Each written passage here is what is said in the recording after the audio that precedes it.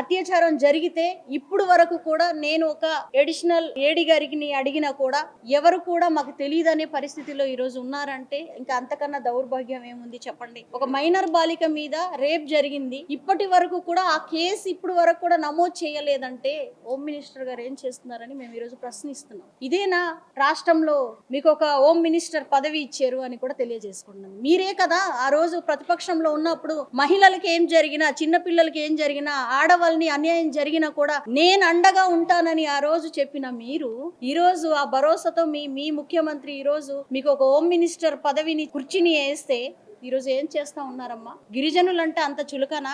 మీరు ఎక్కడి నుంచి వచ్చారు, ఏ స్థితి నుంచి వచ్చారు? కాబట్టి ఖచ్చితంగా చింతపల్లిలో జరిగినటువంటి ఏదైతే మైనర్ బాలిక మీద అత్యాచారం ఉందో దాన్ని పూర్తి స్థాయిలో వాళ్ళు ఏం చేశారనేది కూడా అడిగి తెలుసుకొని ఖచ్చితంగా దీని మీద కూడా యాక్షన్ తీసుకోవాలని కూడా మీ అందరు కూడా తెలియజేసుకుంటూ